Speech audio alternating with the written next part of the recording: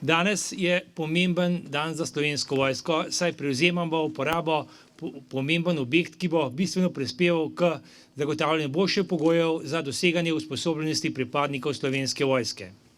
Zato bi seveda izkoristil to priložnost, da se posebej zahvalim vsem tistim, ki ste kakorkoli prispevali k izgradnji tega objekta, s katerim pač bomo tudi v naslednjih letih obogatili in izboljšali pogoje za doseganje urjenja zlasti v taktičnih postopkih pri bližinskem bojevanju, tako za izvidniške enote, specialne enote in policijske enote. Vsem skupaj še enkrat hvala za vaš prispevek pri izgradnji tega stališča. Ko se zavemo, da ste pravzaprav vsi vi, ki ste danes tu predstavniki tistih organizacij, ki so, in še enkrat bom uporabila ta izraz, vrhunsko profesionalne za nacionalno varnost te države.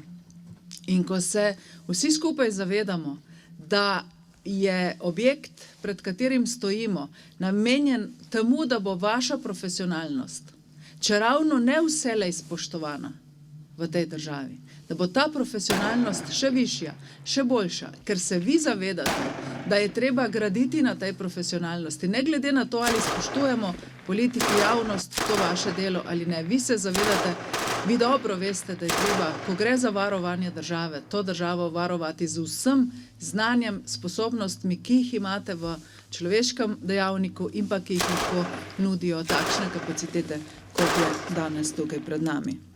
Da je ta investicijski projekt prišel do trenutka, da smo lahko začeli z prvimi gradbenimi deli, je minilo skoraj da 2 leti, oziroma še več, kajti decembra leta 2009 smo šele začeli z gradbenimi deli. Potem so ta gradbena dela dokaj dobro potekala, dokaj ustrezno terminskemu načrtu potekala do spomladi leta 2010, takrat pa smo začeli izgubljati glavnega izvajalca. In takrat so se začele tudi težave tistih, ki ste bili podizvajalci in ste zaradi slabšanja finančnega položaja, pa lahko rečemo tudi morebiti nepoštenega odnosa glavnega izvajalca do vas podizvajalcev, ne samo, da so dela tukaj začela zastajati, ampak so se tudi zelo zavlekla. Če vzamemo, da smo rabili toliko let, od 2007 do zdaj, da smo prišli do tega, kar vidite tukaj pred nami, potem si lahko mislite, koliko časa preteče, da se porabi 3,4 milijone evrov. Toliko je bilo investiranega v gradbena, obrtniška in inštalacijska dela. Za tehnološko opremo bo pa zraven potreben še dodaten 1 milijon evrov. Gospodje in gospe, to so velika javna sredstva. To so velika sredstva naših davkoplačevalcev.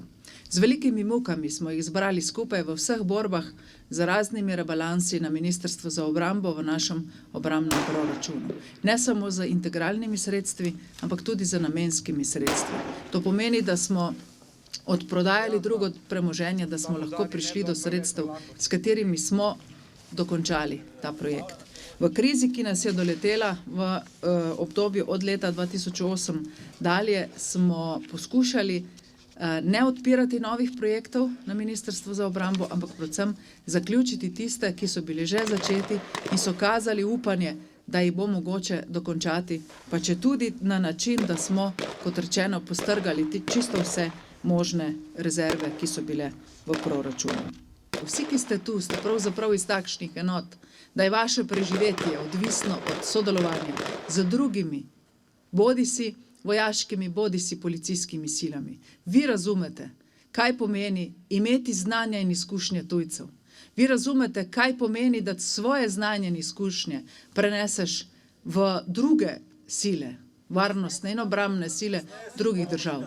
In vi najbolj razumete, kako je zbrati vse te izkušnje skupaj in jih uporabiti tam, kjer imamo mi naše pripadnike.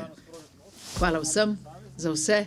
Naj bo srečen, naj bo uspešen, naj bo ta objekt tak, da bo varoval človeška življenja in da bo dal čim več znanja vsem našim pripadnikom naših specialnih in drugih varnostnih sil.